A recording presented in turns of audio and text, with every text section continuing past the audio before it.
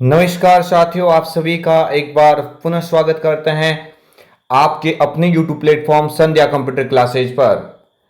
आरएसआरटी मुख्य परीक्षा 6 अक्टूबर 2024 को जो आयोजित होने वाली है, आज इसके लिए हम इंपॉर्टेंट क्वेश्चंस के साथ में मॉडल पेपर 2 आपके समक्ष रिप्रेजेंट कर रहे हैं। आप सभी से रिक्वेस्ट है कि अगर आप इस प्लेटफॉर्म पर पहली बार विजिट कर रहे हैं तो चैनल को अवश्य सब्सक्राइब करके बेल आइकन को क्लिक करना, ताकि आने वाले प्रत्येक वीडियो की नोटिफिकेशन आप सभी तक सबसे पहले पहुंच सके।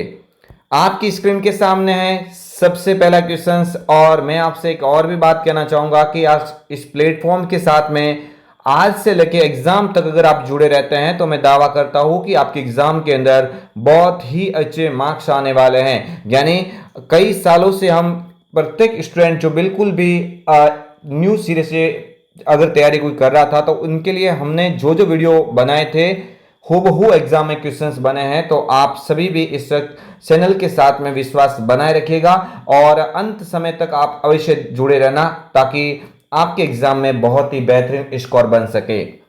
निम्न में से कौन सी कंप्यूटर सिस्टम की एक सीमा है, यानी आपको पूछा है भाई लिमिट ऑफ कंप्यूटर पे किसकी बात हो रही है, लिमिटेशन ऑफ कंप्यूटर की बात हो रही है, यानी लिमिट ऑफ कंप्यूटर की बात है।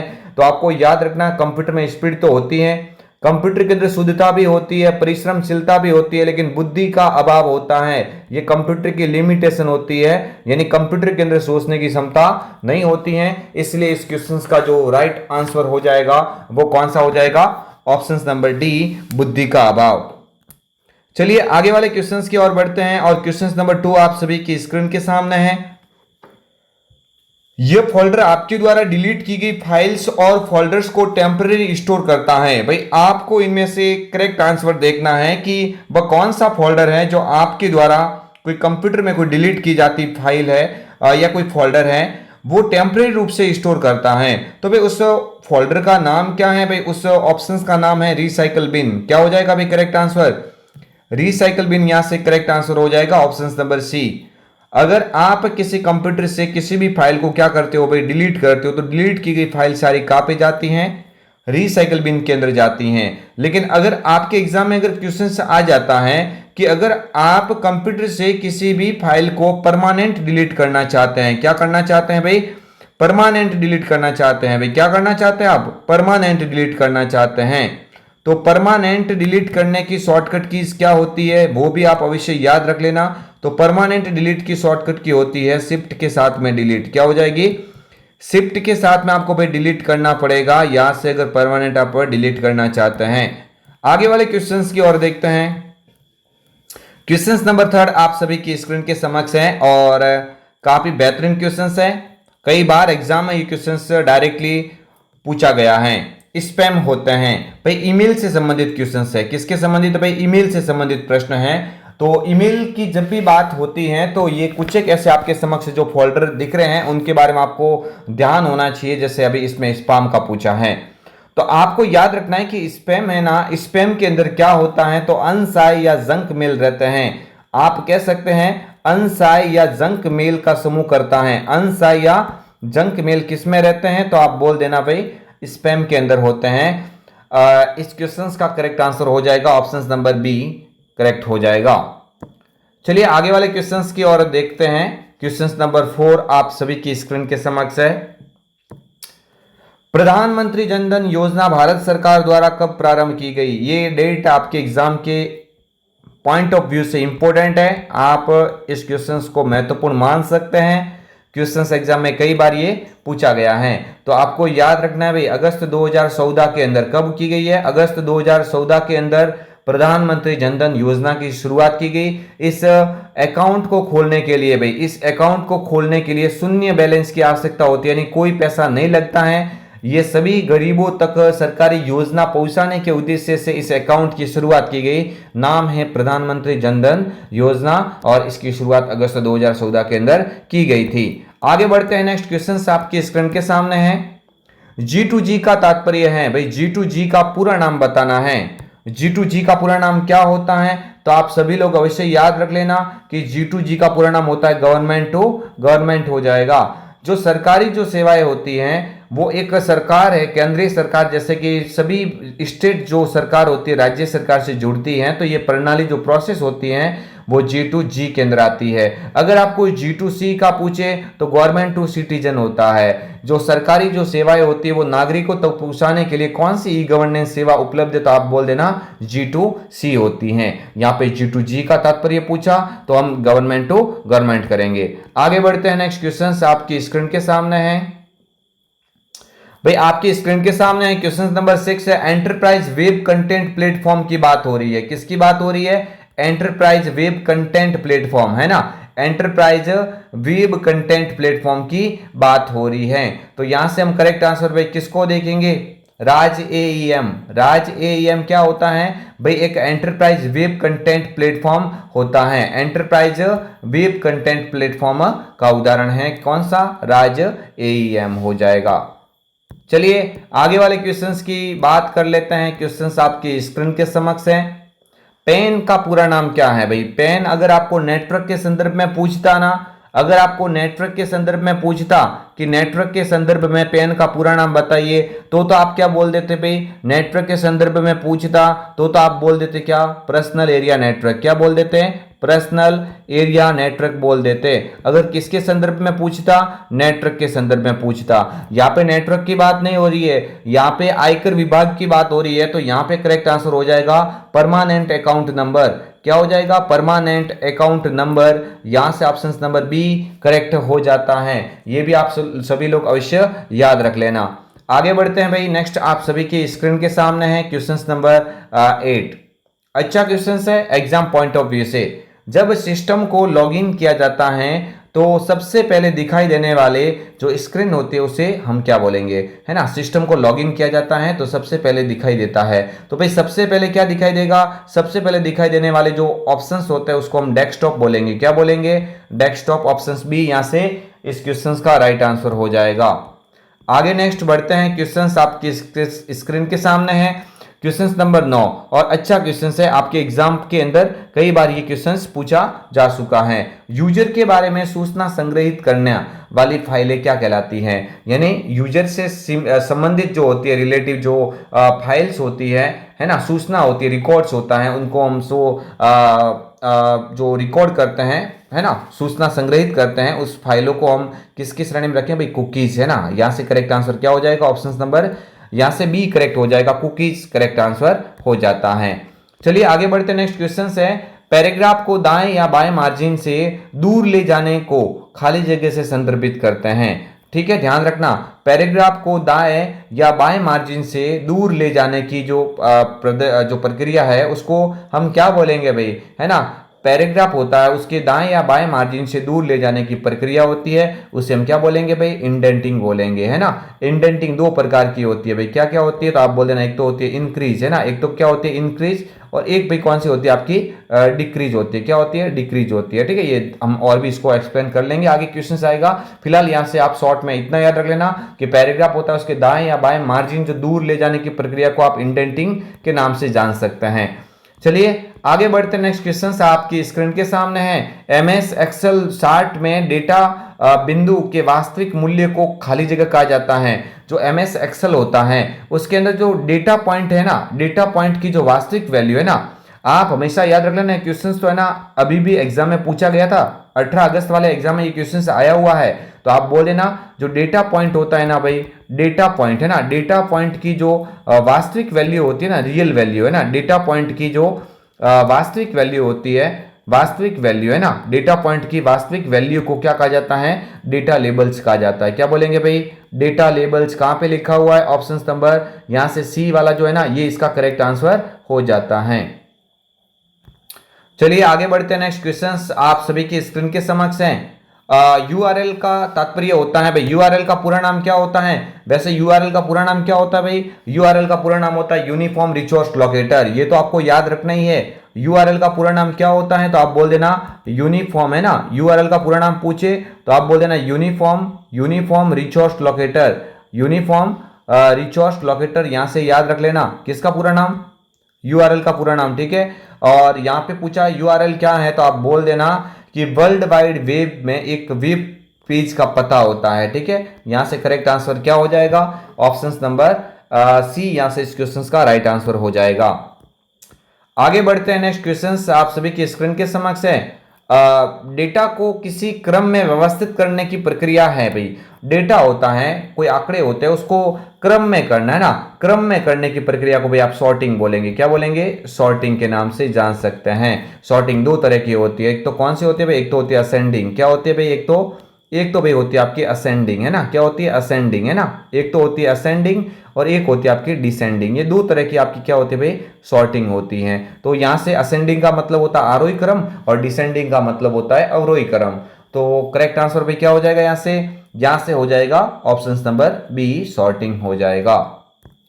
चलिए आगे बढ़ते हैं, नेक्स्ट क्वेश्चन आप सभी के स्क्रीन के समक्ष हैं। Letter, memo, term paper, reports, ये जो आपके सामने लिखा हुआ है ना भाई, जैसे लेटर बनाना हो, मेमो बनाना हो, ट्रम पेपर तैयार करना हो, रिपोर्ट कोई तैयार करनी है, कोई कॉन्ट्रैक्ट का कोई मेन्यू तैयार करना है, तो ये सभी आप MS वर्ड के अंदर जाके बनाएंगे। इसका मतलब ये डॉक्यूमेंट से संबंधित कहलाएंगे। भाई किससे संबंधित हो जाएगा, ये डॉक्यूमेंट से संबंधित हो जाएगा। ऑप्शन नंबर डी करेक्ट हो जाएगा। आप सभी से रिक्वेस्ट है कि आप इस प्लेटफॉर्म के ऊपर अंतिम समय तक जुड़े रहना और इस वीडियो को भी पूरा देखना। जितने भी वीडियो इस चैनल के माध्यम से जो अपलोड किए जाएंगे और लाइव जो आपको दिखाए जाएंगे, अगर आप उन सभी वीडियो को अगर देख लेते हैं तो मैं गारंटी देता हूं कि आपके एग्जाम के अंदर 90 क्रॉस होने से कोई नहीं रोक सकता। ठीक है, जब आप फॉर्मेट पेंटर आइकन पर क्लिक करते हैं तो माउस पॉइंटर खाली जगह के आकार का हो जाता है। भाई जब भी आप फॉर्मेट पेंटर के ऊपर क्लिक करते हैं, किसके ऊपर क्लिक करते हैं, फॉर्मेट पेंटर के ऊपर अगर आप क्लिक करते हैं तो फॉर्मेट पेंटर के ऊपर आप जब क्लिक करोगे ना तो माउस का जो पॉइंटर, जो तीर आकार का निशान होता है ना भाई, वो किस आकार में बदल जाएगा, तो वो हो जाएगा भाई पेंट ब्रश के आकार का। कैसा हो जाएगा ये, ऐसा पेंट जो ब्रश कैसा होता है कलर करने का, पेंट ब्रश के आकार का हो जाता है। तो ये भाई करेक्ट आंसर हो जाएगा इसका, option number A, paint brush के आकार का हो जाता है। और वैसे आपको है ना फॉर्मेट पेंटर की शॉर्टकट की पूछे ना तो क्या होती है, तो आप बोल देना कंट्रोल शिफ्ट के साथ में सी होती है। क्या होती है, कंट्रोल प्लस शिफ्ट के साथ में सी हो जाएगी ना। ये किसकी शॉर्टकट की है, तो आप बोल देना फॉर्मेट पेंटर की, कंट्रोल शिफ्ट के साथ में सी। चलिए आगे वाले क्वेश्चंस की और बात कर लेते हैं। SBI बडी का क्या अर्थ है। भाई SBI बडी है ना, ये आप थोड़ा ध्यान दे देना। अभी तो योनो SBI वगैरह इसको कन्वर्ट कर दिया, लेकिन SBI बडी स्टेट बैंक ऑफ इंडिया के द्वारा जारी किया गया एक मोबाइल वॉलेट का प्रकार है। तो यहां से करेक्ट आंसर क्या हो जाएगा, ऑप्शन नंबर बी। वैसे SBI योनो है ना, SBI योनो ये भी इसी का ही उदाहरण है, मोबाइल वॉलेट का ही उदाहरण है। ठीक है, आगे वाले क्वेश्चंस की ओर देख लेते हैं। राज ई वॉल्ट को कहा जाता है। भाई राज ई वॉल्ट होता क्या है, भाई राज ई वॉल्ट क्या होता है, तो आप सभी को याद रखना है कि राजस्थान सरकार के द्वारा जारी एक डिजिटल दस्तावेज प्रबंधन कह सकते हैं। ठीक है, राजस्थान का क्या कहेंगे हम, डिजिटल दस्तावेज प्रबंधन के नाम से जान सकते हैं। राजस्थान सेवा प्रबंधन नहीं भाई, है ना, राजस्थान दस्तावेज प्रबंधन, है ना। तो यहाँ पे क्या बोलेंगे भाई, राज क्या पूछा है, राज ई वॉल्ट पूछा है, तो राजस्थान दस्तावेज प्रबंधक के नाम से इसको जान सकते हैं। ठीक है, राजस्थान दस्तावेज प्रबंधक के नाम से जान सकते हैं, है ना, डिजिटल दस्तावेज प्रबंधन के रूप में इसको जान सकते हैं। ठीक है, आगे वाले क्वेश्चंस की ओर देख लेते हैं। राजधरा किस तरह की सेवा है। भाई राजधरा है ना, राजधरा आपको याद रखना है कि राजस्थान सरकार के द्वारा जारी एक GIS प्रणाली का उदाहरण है। भाई GIS है ना, GIS जियोग्राफिकल इंफॉर्मेशन सिस्टम, क्या बोलेंगे, जियोग्राफिकल इंफॉर्मेशन सिस्टम। कहां पे लिखा हुआ, ऑप्शन नंबर सी। ये ना, ये जो राजधरा है ना वो किसका उदाहरण है भाई, GIS का उदाहरण है। GIS का मतलब समझते हो ना, GIS का मतलब होता है जियोग्राफिकल इंफॉर्मेशन सिस्टम। जैसे गूगल मैप होता है ना, गूगल मैप, उस गूगल मैप की तरह ये कार्य करता है। ये एक ऐसा सॉफ्टवेयर है, एक ऐसा एप्स है राजधरा जो गूगल मैप की तरह कार्य करता है। और गूगल मैप GIS की श्रेणी में आता है। इसका मतलब पूरा नाम यहाँ पे लिखा हुआ है, जियोग्राफिकल इंफॉर्मेशन सिस्टम, इस GIS का पूरा नाम होता है। ठीक है, याद रख लोगे। आप सभी को ये क्वेश्चंस अच्छे से देखना है और इस चैनल के माध्यम से जो भी क्वेश्चंस आपको इस चैनल के माध्यम से अपलोड किए जाएंगे उन सभी को अगर आप पढ़ लोगे तो मैं दावा करता हूं कि 10 दिन के अंदर तो आप पूरी RSET अपने मुख्य जबान पे याद रख लोगे। ठीक है, लेकिन आपको देखना पड़ेगा, ये आपको यहाँ से देखना पड़ेगा, अदरवाइज तो बिना देखे तो कुछ होगा नहीं। ठीक है। संध्या कंप्यूटर के यूट्यूब क्लासेस के ऊपर आप सभी स्टूडेंट का हम एक बार पुनः स्वागत करते हैं और बहुत ही जल्द आपके समक्ष हम लाइव क्लासेस भी रखेंगे। अच्छे क्वेश्चंस हम आपके लिए अभी तैयार कर रहे हैं टाइप करके, तो वो क्वेश्चंस आप अवश्य देख लेना। पीएनआर स्थिति ट्रैकिंग से क्या अर्थ है भाई? पीएनआर का मतलब क्या होता है? पैसेंजर नेम रिकॉर्ड, है ना। क्या होता है पीएनआर का पूरा नाम? Passenger name record. तो पैसेंजर नेम रिकॉर्ड है ना, ये टिकट की स्थिति का पता लगाता है। किसका पता लगाता है? टिकट की स्थिति का पता लगाता है। ऑप्शन नंबर सी यहां से करेक्ट हो जाएगा। आगे बढ़ते हैं, नेक्स्ट क्वेश्चन है मोबाइल ऐप के संदर्भ में ईपीडीएस, है ना, का पूरा नाम पूछा भाई। ईपीडीएस अच्छा क्वेश्चन है। मोबाइल ऐप के संदर्भ में ईपीडीएस, ईपीडीएस का मतलब क्या होता है? Electronic public distribution system. क्या हो जाएगा? जल्दी से आप सभी स्टूडेंट इसको अच्छे से देख लेना। Electronic public distribution system, option number C. ये क्वेश्चंस कई बार एग्जाम में पूछा जा चुका है। इसके संदर्भ में बीपीएल का पूरा नाम बिलो पॉवर्टी लाइन होता है। एपीएल का मतलब एबव पॉवर्टी लाइन होता है। जिस दुकान से आप राशन खरीदते हैं उसको एफपीएस यानी फेयर प्राइस शॉप कहा जाता है। ये सभी मैं क्वेश्चंस आपको करवाऊंगा अच्छा इसे, है ना, स्टेप बाय स्टेप। आगे वाले क्वेश्चंस की ओर बढ़ते हैं। क्वेश्चन नंबर 21 आपकी स्क्रीन के सामने। खाली जगह के जरिए आप वर्तमान डॉक्यूमेंट की किसी लोकेशन को दूसरे डॉक्यूमेंट की या वेबसाइट से जोड़ते हैं भाई। ये यानी लिंक करने की बात हो रही है। किसकी बात हो रही है भाई? लिंक करने की। और लिंक करने की बात तो हो जाए ना, तो आपको मैंने कई बार बोला हुआ किसका उपयोग करेंगे? हाइपर लिंक का उपयोग किया जाता है। किसका? हाइपर लिंक का, है ना। और हाइपर लिंक की शॉर्टकट की क्या होती है? तो आप बोल देना कंट्रोल के होती है। क्या होती है? कंट्रोल के साथ में के बटन, इसको यूज करके आप हाइपर लिंक का उपयोग कर सकते हैं।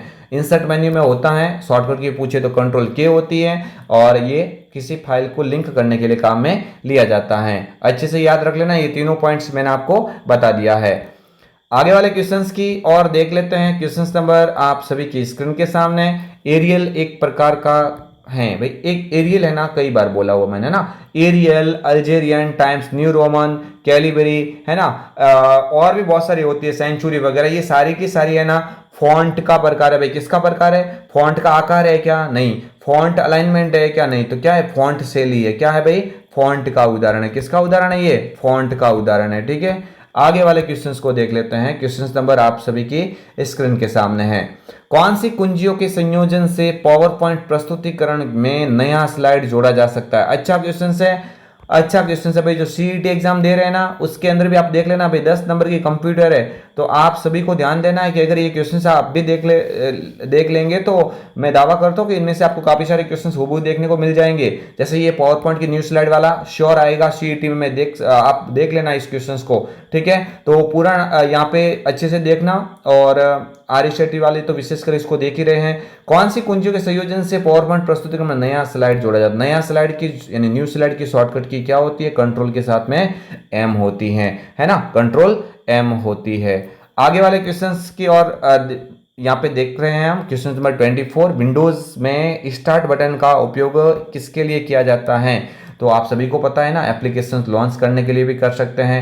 डिवाइस की सेटिंग करने के लिए स्टार्ट बटन का उपयोग करना ही पड़ेगा। सिस्टम को बंद करने के लिए भी सबसे पहले कहाँ पे क्लिक करते हो? Start button. यानी यहाँ से तो करेक्ट आंसर हो जाएगा, उपरोक्त तो सभी हो जाएगा, है ना। डी वाला विकल्प करेक्ट हो जाएगा। चलिए आगे वाले क्वेश्चंस की ओर देख लेते हैं। डिजिविल प्रिंटर किस प्रकार का प्रिंटर है? ये क्वेश्चंस आप इंपोर्टेंट कर लीजिए, बहुत इंपोर्टेंट है, आ सकता है एग्जाम में। ठीक है, डिजिविल प्रिंटर किस प्रिंटर का उदाहरण है? तो आप बोल देना भाई ये डिजिविल डॉट मैट्रिक्स है ना, ये सारे इंपैक्ट के अंदर आते हैं। किसके अंदर आते हैं भाई? इंपैक्ट प्रिंटर के अंदर आते हैं। और इंपैक्ट में भी पूछे ना तो करेक्टर प्रिंटर के उदाहरण है। ठीक है, आगे वाले क्वेश्चंस की ओर देख लेते हैं। निम्न में से किसका उपयोग रास्ता देखने, दूरी ज्ञात करने, नेविगेट करने के लिए किया जाता है? ठीक है, तो भाई रास्ता की आप खोज करना चाहते हैं, दूरी कितनी रही है वो सब देखना चाहते हैं, तो आप गूगल मैप का उपयोग करते हो ना। किसका उपयोग करोगे भाई? गूगल मैप का उपयोग करते हैं ना। ये आप सभी को पता ही है, भले आप कोर्स कर रहे हो नहीं कर रहे हो, गूगल मैप का तो मेरे हिसाब से सभी विद्यार्थियों को पता ही होगा। ठीक है, यहां से करेक्ट आंसर हो जाएगा भाई option number C, Google map हो जाएगा। चलिए आगे वाले क्वेश्चंस की और यहाँ पे बढ़ते हैं। Question number 27, online shopping website किस प्रकार की लेन देन का उदाहरण है? अगर आप ऑनलाइन शॉपिंग करते हैं, अमेजॉन, फ्लिपकार्ट, पेटीएम, मीशो.com है, स्नैपडील है, बहुत सारी ऐसी सोशल जो ई कॉमर्स साइट्स के उदाहरण हैं। ई कॉमर्स साइट्स के उदाहरण है जो मतलब आप शॉपिंग करने के लिए काम में लेते हैं। लेकिन वो आता किस में है, तो आप बोल देना B2C के अंदर आता है। किसके अंदर आता है? B2C यानी बिजनेस टू कंज्यूमर के अंदर आता है ना, business to consumer. Option number कौन सा है? सी वाला यहाँ से करेक्ट आंसर हो जाएगा। आगे बढ़ते हैं नेक्स्ट क्वेश्चन। विंडोज 10 में सॉफ्टवेयर इंस्टॉल नहीं किया जा सकता। भाई विंडोज 10 होता है ना, इसमें किसके द्वारा सॉफ्टवेयर इंस्टॉल नहीं कर सकते हैं? तो इंटरनेट से तो कर सकते हैं, सीडी डीवीडी या पेन ड्राइव के अंदर अगर सॉफ्टवेयर डाला हो तो वहां से भी कर सकते हैं, है ना। विंडोज स्टोर से भी कर सकते हैं बिल्कुल। तो कहां से नहीं करेंगे? वर्ड फाइल का उपयोग करके ना। ये वर्ड फाइल का उपयोग करते हुए सॉफ्टवेयर को इंस्टॉल थोड़ी नहीं किया जाता है, नहीं किया जा सकता। तो यहां से करेक्ट आंसर हो जाएगा ऑप्शन नंबर सी करेक्ट हो जाएगा। ठीक है, आगे वाले क्वेश्चंस की ओर बढ़ते हैं। क्वेश्चन नंबर 29, डॉक्यूमेंट को प्रिंट करने से पूर्व देखने के लिए किस कमांड का उपयोग किया जाता है? भाई ये क्वेश्चन तो मैंने पहले भी डाला हुआ है। डॉक्यूमेंट को प्रिंट करना चाहते हैं लेकिन प्रिंट करने से पूर्व उसको देखना चाहते हैं कि भाई मेरा डॉक्यूमेंट कैसा बाहर निकलेगा, तो ये किसके द्वारा तय किया जाता है? प्रिंट प्रीव्यू, है ना। क्या? प्रिंट प्रीव्यू के द्वारा तय किया जाता है। Option number C correct answer इसका हो जाता है। आगे बढ़ते हैं नेक्स्ट क्वेश्चन। आप सभी के स्क्रीन के सामने गटर मार्जिन होता है। भाई गटर मार्जिन तो अच्छा क्वेश्चन है, एग्जाम में पूछा गया है। तो जब भी आप किसी की प्रिंट निकालते हो, लेकिन प्रिंट वाला जो है ना एक ऐसा भाग जिसमें आप बाइंडिंग करना चाहते हो, तो बाइंडिंग करेंगे तो सीधी सी बात है उस बाइंडिंग वाले भाग में आपको जगह देनी पड़ेगी। तो जगह देने के लिए आप गटर मार्जिन का उपयोग करेंगे ना, यानी इसे प्रिंटिंग के समय पेज के बाइंडिंग भाग में जोड़ा जाता है ना। बाइंडिंग भाग जिस साइड आप बाइंडिंग करोगे ना उस साइड आप ऑलरेडी एक्स्ट्रा मार्जिन देखते हैं, वो गटर मार्जिन का ही एक उदाहरण होता है। ठीक है, आगे वाले क्वेश्चंस की ओर बढ़ते हैं। एक से अधिक क्रमिक सेलों का सिलेक्शन करके एक सेल में बदलने की प्रक्रिया को कहा जाता है। भाई आपके सामने बहुत सारी सेल है ना, बहुत सारी सेल है। इन बहुत सारी सेल को अगर आप सिलेक्ट करोगे और आप चाहते हैं कि मैं उसको एक सेल में बदल दूं, है ना, तो एक सेल में बदलने की जो प्रक्रिया होती है, बहुत सारी सेलों का चयन करके आप उसे एक सेल में बदलना चाहते हैं, ऐसे है ना। तो एक सेल में बदलने की प्रक्रिया जो भी होगी आपकी क्या कहलाएगी? भाई आपको मर्ज एंड सेंटर करना पड़ेगा। किसका उपयोग करना पड़ेगा? भाई मर्ज का उपयोग करना पड़ेगा। वैसे दोनों कंबाइन होता है तो इसको हम क्या बोलते हैं? भाई मर्ज एंड सेंटर बोलते हैं। क्या बोलते हैं? मर्ज एंड सेंटर के नाम से जान सकते हैं। ये एक्सेल के अंदर होम टैब के अंदर ही उपस्थित होता है। चलिए आगे वाले क्वेश्चंस की ओर बढ़ते हैं। क्वेश्चन नंबर 32, निम्न में से कौन सा व्यू पावर पॉइंट में नहीं होता है? अच्छा क्वेश्चन है, इनमें से कौन सा व्यू जो पावर पॉइंट में नहीं होगा? तो भाई स्लाइड सॉर्टर तो होता है। इसी स्लाइड सॉर्टर के द्वारा ही तो स्लाइडों को छोटे छोटे तस्वीर में बांटा जाता है। तो ये तो बिल्कुल आपके समक्ष है। स्लाइड नॉर्मल भी होता है ना। स्लाइड शो ये भी होता है। तो कौन सा? पेज लेआउट नहीं होता है। कौन सा नहीं होता है? पेज लेआउट नहीं होता है। ठीक है, पेज लेआउट पावर पॉइंट में होता है और एक्सेल में होता है। आगे वाले क्वेश्चंस की ओर बढ़ते हैं, है ना। पेज लेआउट आपके एमएस वर्ड में होगा और एक्सेल में होगा, पावर पॉइंट में नहीं होता है। पेज लेआउट का स्थान डिजाइन टैब ने ले लिया है पावर पॉइंट के अंदर। ठीक है, हाँ। 33, आपके कंप्यूटर में ईमेल डाउनलोड करने के लिए किस प्रकार का ईमेल अकाउंट उपयोग में लिया जाता है? आपके कंप्यूटर में जो निजी ईमेल होती है उसको डाउनलोड करने के लिए आप किसका उपयोग करेंगे? पीओपी का, है ना। पीओपी थर्ड का उपयोग करेंगे। माइक्रोसॉफ्ट एक्सेंज किसके लिए काम में लिया जाता है? तो आप बोल देना व्यापार सेटिंग में। किसमें? अगर व्यापार सेटिंग की बात होती है, व्यापार सेटिंग में कौन सा अकाउंट काम में लिया जाता है? तो आप बोल देना कौन सा? Microsoft exchange. और ये आईएमएपी है ना, ये इंटरनेट के द्वारा जो मैसेज प्राप्त होते हैं उसे एक्सेस किया जाता है, डाउनलोड करने के लिए पीओपी 3 का उपयोग किया जाता है। चलिए एचटीटीपी का तो पता होगा, हाइपर टेक्स्ट ट्रांसफर प्रोटोकॉल। और आगे वाले क्वेश्चंस की ओर बढ़ लेते हैं हम। क्वेश्चन नंबर आपकी स्क्रीन के समक्ष 34 वाला देखते हैं। ठीक है, डिस्क क्लीनअप यूटिलिटी की उपयोगिता है। डिस्क क्लीनअप यूटिलिटी यानी ये किसके लिए काम में लिया जाता है? कंप्यूटर में ये क्या कार्य करता है? तो आपको याद रखना है, एक ऐसा एक यूटिलिटी प्रोग्राम है जो कंप्यूटर में जो काम की फाइल नहीं होती है, जो व्यर्थ फाइल है ना, जो कुछ काम की नहीं है, उन व्यर्थ फाइलों को कंप्यूटर से हटाने के लिए इसका उपयोग किया जाता है। तो ऑप्शन बी यहां से मिल रहा है ना इसका करेक्ट आंसर। ऑप्शन बी यहां से करेक्ट हो जाएगा। आगे वाला और इस मॉडल पेपर का सबसे अंतिम क्वेश्चंस। आई होप हमने बातों बातों में यहाँ पे 35 क्वेश्चंस को कर लिया है।